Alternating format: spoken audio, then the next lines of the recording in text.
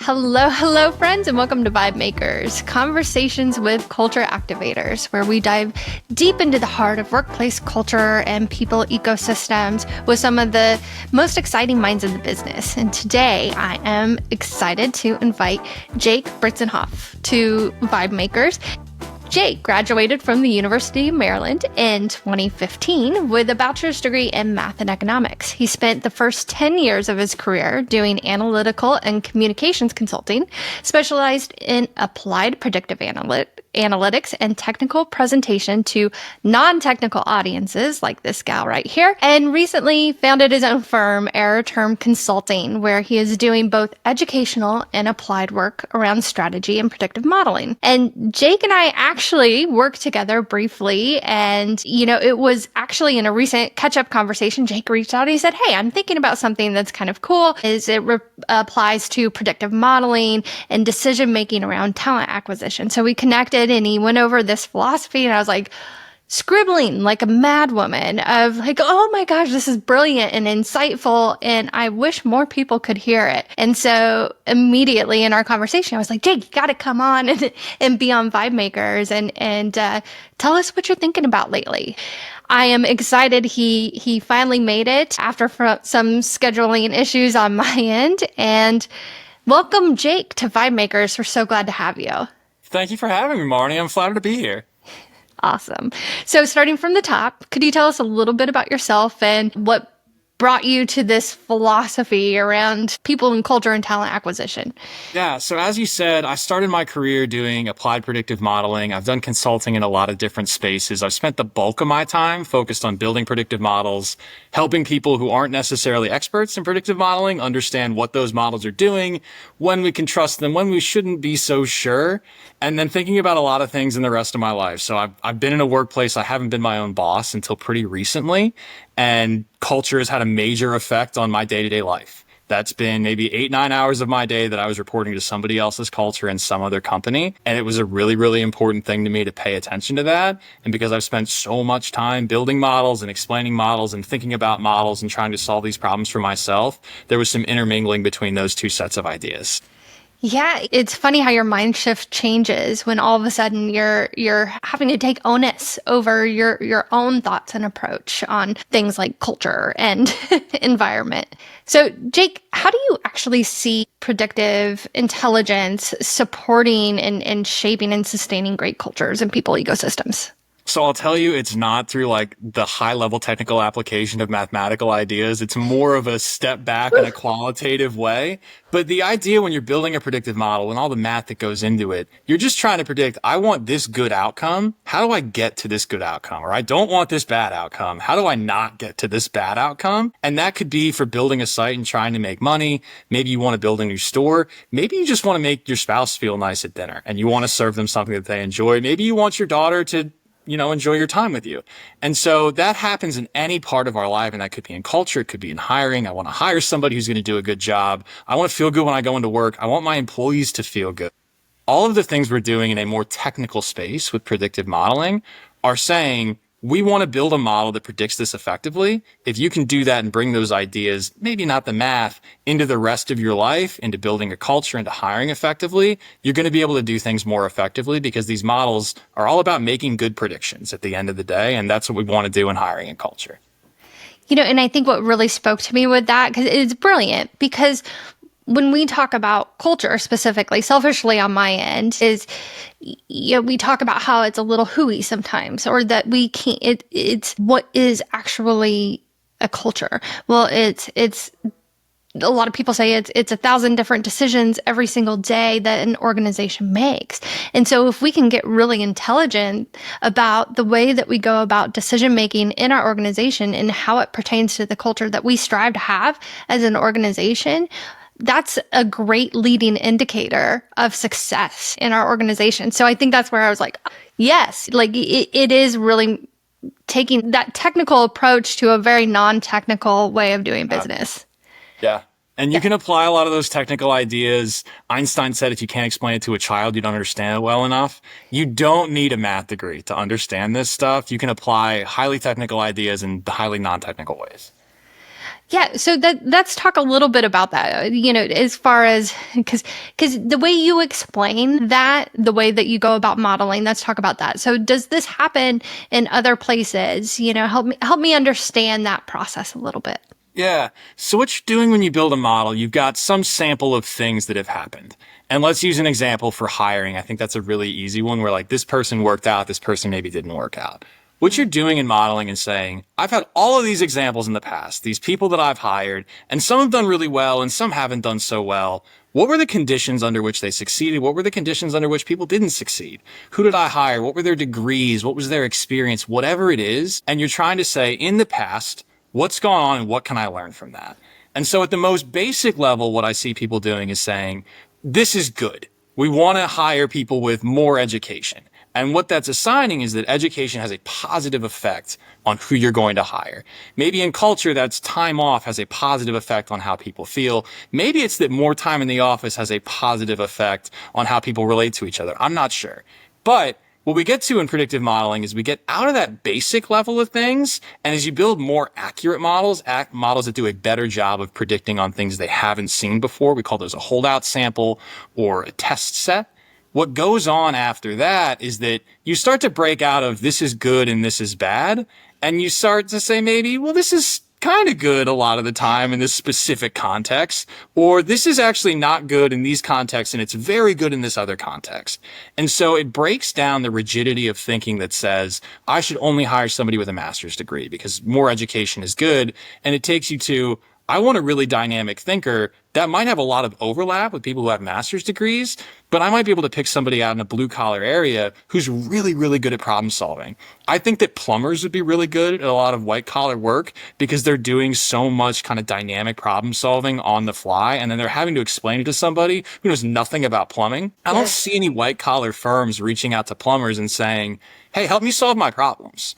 And so that's a kind of rigidity of thinking, right? Is we're saying, I want this amount of education because this amount of education is good. Models that are built like that aren't so good at predicting outside of very, very specific sets. And so if we learn where are models good at predicting, it's when they break down rigid thinking and when they go into things that maybe don't make any sense to us. And we take those and we say, well, I don't know why exactly, but this is working. This is what's going on.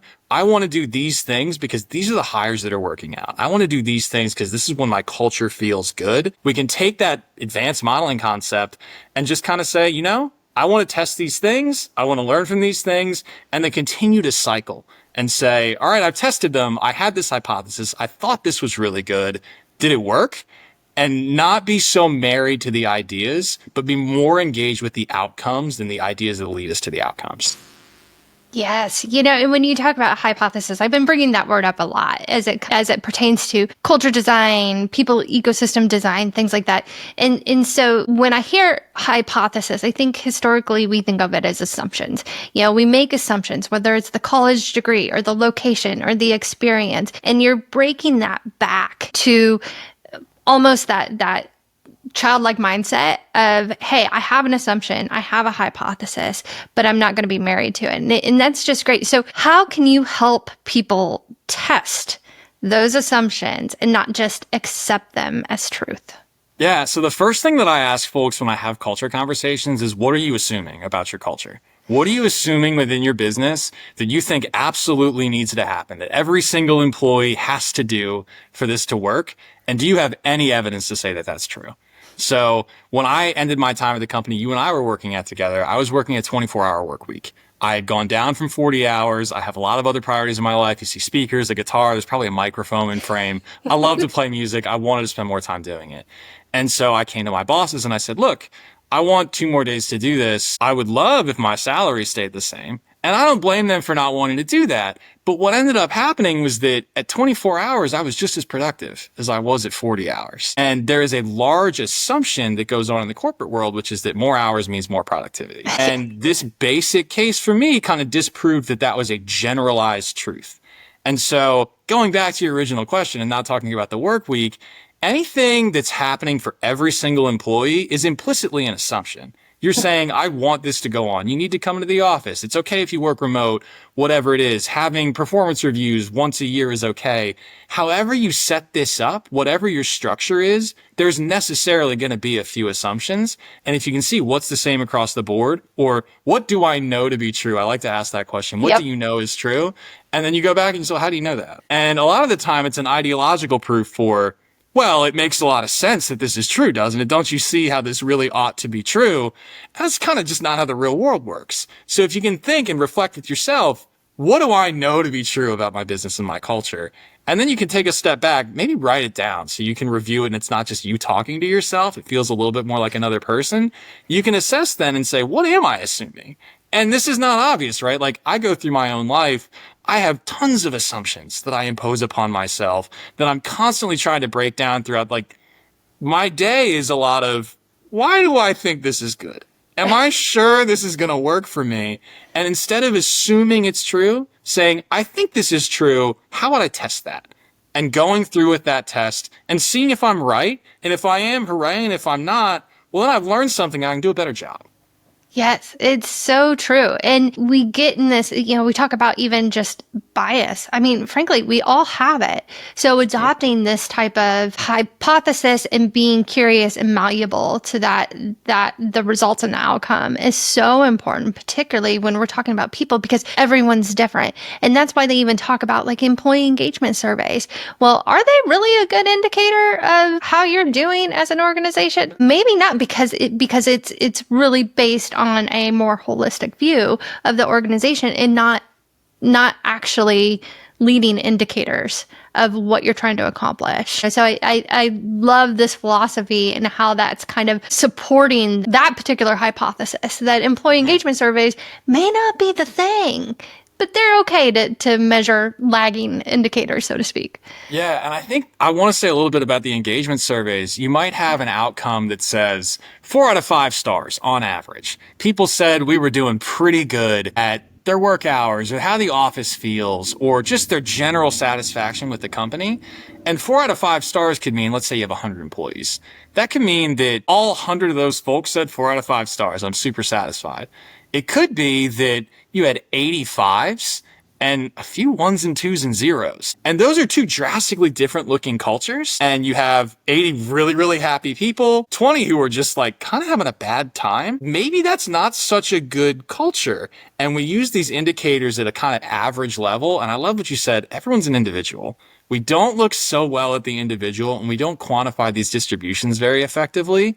Modeling might be, how do I get the average? But on the basic, it might also be, how do I avoid any 1 and 2 stars? I might rather have 3.5 out of 5 if everyone was above a 3 than 4 where 20 people are just really, really struggling to get through the day. Yeah, no team member left behind. Mm-hmm.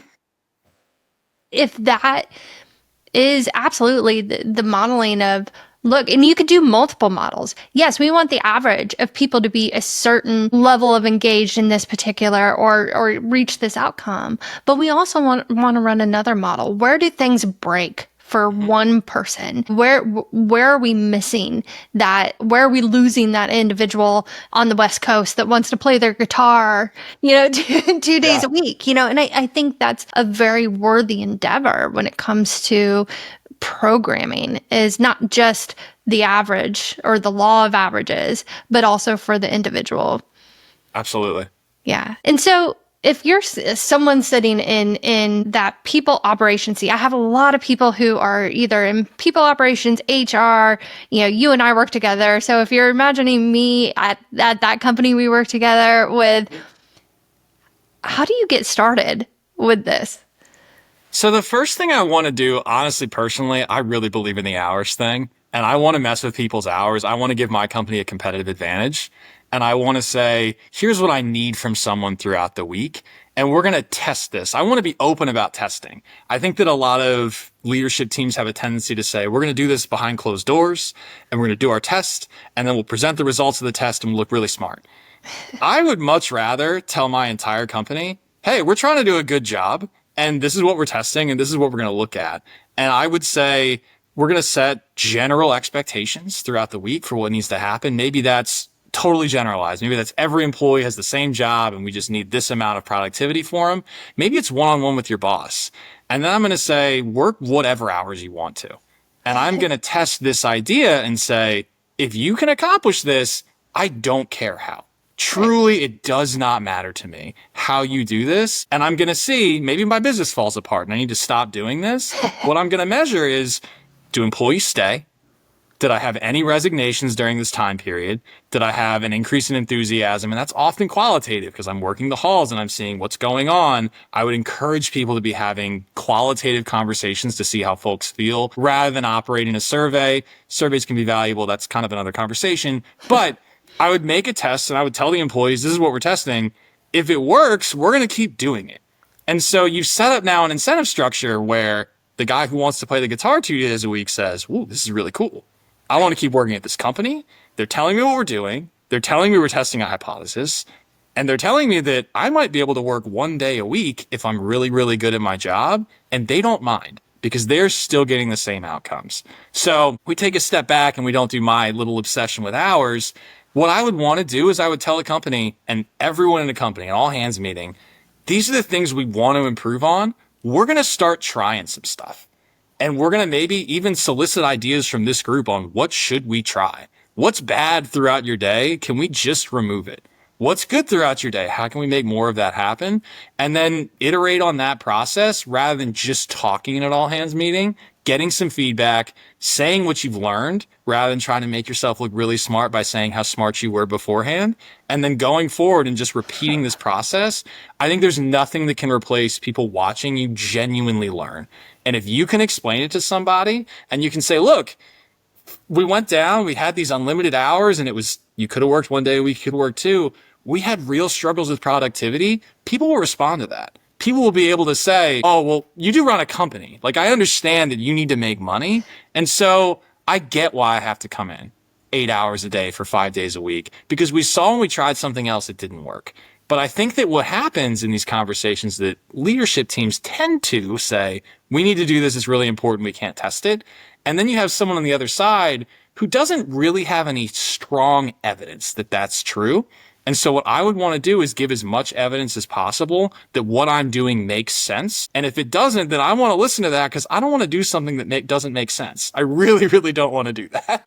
Yes. And what that also does is gives your team members not just an incentive to test this out and iterate on it, but it gives them engagement. All of a sudden they are like, I have impact on the operations of this business. So not only am I incentivized about being smart and efficient about the way that I go about my role, maybe I am now triggered to find ways to more efficiently accomplish my role instead of counting the hours or time and seat. And whoa, all of a sudden a company's innovation cycles are rapidly quicker, etc. They're not losing performance by trying these things out. If anything, they might be propelling their performance. Yeah. I love that word too, incentives. That's big in economics. And so what I see with some companies is that there are a lot of rules or regulations or guidelines.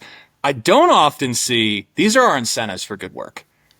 Yes. And so I think that if we can apply an incentive structure rather than a set of guidelines, you're just going to get what you want because it's better to do what you want. And making sure that doing good is rewarded by more good and that doing something that isn't so productive is rewarded by, maybe some kind of a course change. That's really meaningful rather than these are the rules, here we go. I think it's just two totally different directions to solve the same kind of problem. And one to me seems a whole lot easier and a whole lot more effective. Exactly. A whole lot more fun. And frankly, those are the type of cultures that, we're trying to foster here.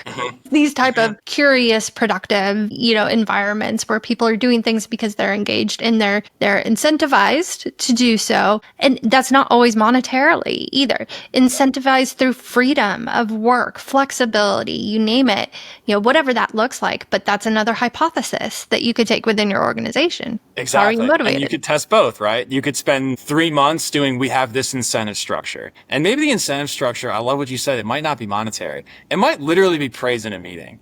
When I was running a team, my incentive structure was I am going to tell you you're doing a great job in front of as many people as I can. And I found that to be far more effective than anything else that I could do. People want to hear that they're doing well. And so if that's your incentive structure, test it for 3 months. If it doesn't go well, set up some rules and regulations and see how that just be learning. Exactly. That's a great way to end on this part of the podcast. So thank you for that, Jake. And now we get to move on to my favorite way to round out this podcast. And it's the rapid, not really rapid fire questions, because they're never quick, but they're for fun. And so just whatever comes top of mind. So are you ready? I am ready. I'm excited too. Okay, yay. Okay, good. So what is your favorite book, podcast, or thinker that's shaping your current perspective? Ooh, John Steinbeck. I was thinking about The Grapes of Wrath today. I love classic literature. I read a lot of stuff from like the late 1800s and the early 1900s. And I'm really interested in these people who had ideas whose shapes still apply 100 years later. I think The Grapes of Wrath is just a beautiful story. And that a lot of what it says about collectivism and people wanting to do well and do well for their families is incredibly relevant in a company, in the country, in your personal life. Brilliant. I am dusting that off. I'm going to have to read it. I think I read it many moons ago. And so I'll be dusting that off. Love it. Okay. If you could model anything about company culture, which you may have already talked about this a little bit in the past. Actually, I think I already know your answer. But if you could model anything in a company culture, what's the first thing you would want to predict? I would want to predict individual productivity, and I would want to tie it to hours, and I would want to see if there was a real relationship there. And my personal hypothesis is that over some barrier, there is going to be a positive relationship. If you only work 30 minutes a week, it's going to be really hard to be productive. Maybe you're a genius, I don't know. But I would want to see who are our most productive employees. If we give them fewer hours, what happens? I love the idea of a hiring advantage. I think that setting myself up, if I'm running a company, to hire people and say, look, you can go work 5 days somewhere else. You can work 3 for me. I'm going to pay you the same amount of money because I'm getting the same amount out of it. That sounds really, really appealing. I'd love to get the best people. It'd be ours. Yes. Awesome. And I really want you to run that somewhere and post the case study. Seriously. It's top of mind, and that's actual data behind it. What is your main heads down work playlist these days?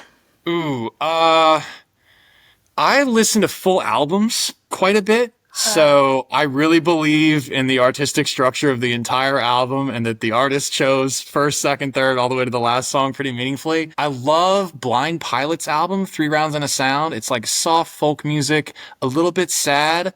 It's quiet enough that I'm not going to be like amped up to do work. Yeah. But it's still active. There's still a lot going on melodically where I can listen and be engaged and not get too distracted. And it's just beautiful music. That's fantastic. My album that I have to listen to from beginning to the end, I can't remember the album name, but Anathema, they go through a whole journey through their album. So I get it. I do. You're a purist.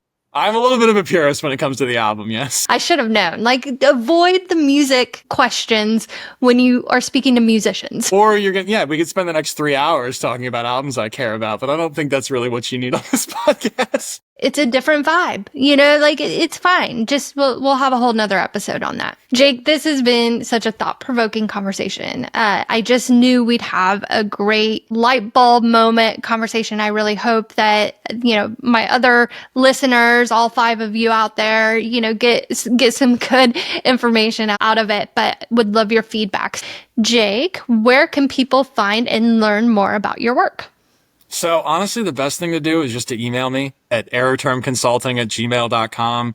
I would love to talk to you for free about any of this stuff. I love predictive modeling. I'll have a really good time. You can find me on LinkedIn under my name, Jake Brintzenhofe.